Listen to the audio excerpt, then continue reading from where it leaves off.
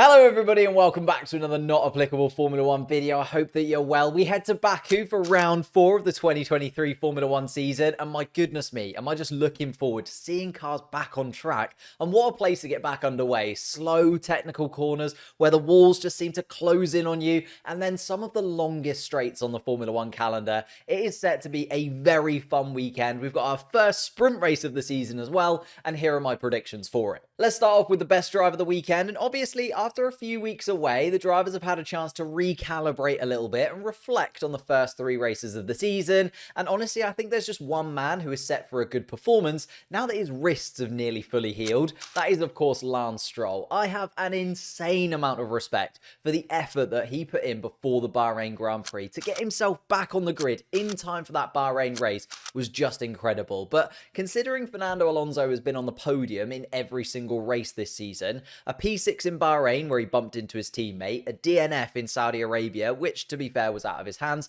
and a very lucky P4 in Australia after a trip through the mud just don't quite stack up. Although how much of those performances has been down to those injuries that still seem to be causing him some issues is yet to be seen. So now he's had a little bit more time to recover, I can see him and that Aston Martin car clicking into the next gear this season and putting in a solid drive in Baku. And I think the target is probably to beat Fernando Alonso in some way or another, but that's a very tough task to complete, even with just a clean race. I think some solid overtakes or some solid defensive maneuvers would be great to see, and honestly, I'm just backing Lance to show up this weekend. Now, moving on to the team that I can see having a great weekend, it has to be Williams, and I think it comes down to one thing with that Williams car.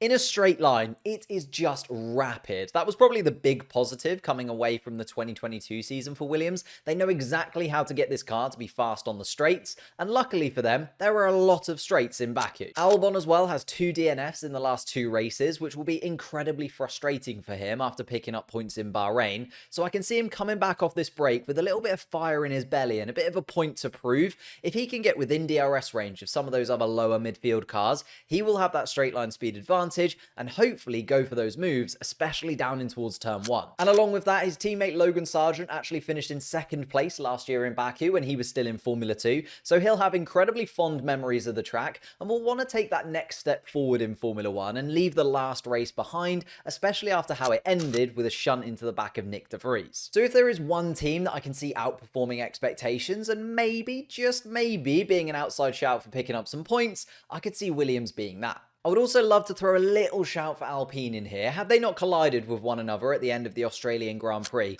Gasly was right up there with Stroll and Sainz throughout the entire race. If Alpine can find that kind of pace again, then they're also ones to watch this weekend. Now on to the more negative side of my predictions. The team who I think will struggle most in Azerbaijan has to be Alfa Romeo, and this is on the opposite end of the spectrum to what I said with Williams. The Alfa Romeo is just so incredibly slow in a straight line. Looking back at qualifying in Australia, where the cars are at their lightest and fastest and on the best possible tyres, in the speed trap they were slowest by 2 kilometers an hour, and then across the finish line they were 2nd slowest only to AlphaTauri, which doesn't feel like a lot, but on the long streets of Baku that is going to start to add up. Like, that really does not bode well for the Baku street circuit. They may be able to make up for it a little bit in the twisty 2nd sector, but even then I can see them being way off the pace. And on top of that, Bottas has just been very mundane at the start of this season, especially in comparison to last year.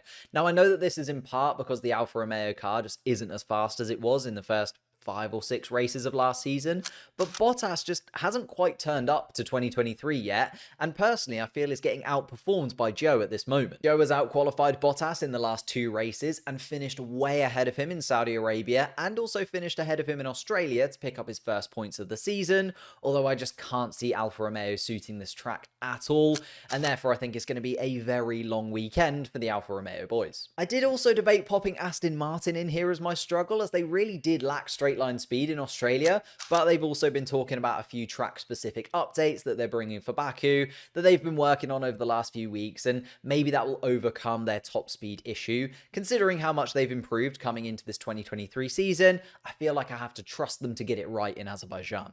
Moving on to the podium positions, and I feel like this is actually a fairly tricky one. In 5 Grand Prix, we've seen 5 different winners. Ricciardo, Hamilton, Bottas, Perez, and Verstappen have all stood on the top step of the podium, and I could definitely see 3 of the 5 of those making up the podium positions for this race as well. But who have I gone for on my podium? Well, let me tell you. In P3, I've gone for George Russell. The man was leading the Australian Grand Prix, let's not forget, before the red flag came from the Alex Albon crash. Now, I don't think that he would have gone on to win that Grand Prix, but I do think he would have definitely ended up on the podium had that red flag not happened. And therefore, I think with Merc bringing some changes, it could go either really well or really badly. And I'm going to opt on the side of optimism and go with George Russell picking up his first trophy of the year. Although he was pictured with one earlier, but that one didn't count. P2, I've gone for Sergio Perez. It's a street circuit. Need I say more? Sergio Perez just seems to fly when it comes to a street circuit. I think it comes down to his tyre management, which he's known for, but also just his confidence that he has in himself, just to push really close to those walls and almost trust his instincts when it comes to a street circuit. I debated putting him top of the podium after his win in Saudi Arabia already this season, but instead, P1, I've gone for Max Verstappen. Might be a little bit of a pattern for this in 2023, especially if Red Bull maintain their gaps to the rest of the field. If Max has a clean weekend, he wins. That's where we are in Formula 1, I think. And actually, he can cut some grass and still go on to win. But there's no grass in Baku, so maybe I should have gone for Sergio Perez. And a final kind of out there prediction that I'm just going to throw out into the universe and see if it manifests itself. In Australia, when George Russell was leading the race and Lewis Hamilton was like just behind in P2, we saw Russell getting very frustrated with the fact that Lewis seemed to be trying to get past, whilst Russell on the radio was being told to be careful with his tyres. Now, I feel like this season, the two Mercedes boys are going to be very close to one another quite often, and I could see this kind of tension between them slowly starting to build. Now, Mercedes are bringing their first upgrade package of the year this season. We're kind of seeing this radical redesign of the car over the next few races, plus now Mike Elliott and James Allison have swapped places. I'm expecting a new air of expectation around Mercedes for the next few races, and with expectation comes pressure, and with pressure comes arguments. Now, I know it's a little bit of an outside shout, but I think we could see a little bit of back and forth between the Mercedes duo on track and maybe some choice words on the radio as they go wheel to wheel in the very tight street circuits of Azerbaijan. I honestly can't wait any longer for this weekend. The spring break has been way too long. It should not be allowed that we have to wait this long for the 4th round of the season. Although I am quite interested to see what upgrades people bring because of this little break, and I'd love to know your predictions in the comments down below because I think this weekend could be chaos. I'm going to be live for the sprint race and the race itself this weekend, so make sure you subscribe to the channel so you don't miss that, and I'll see you there.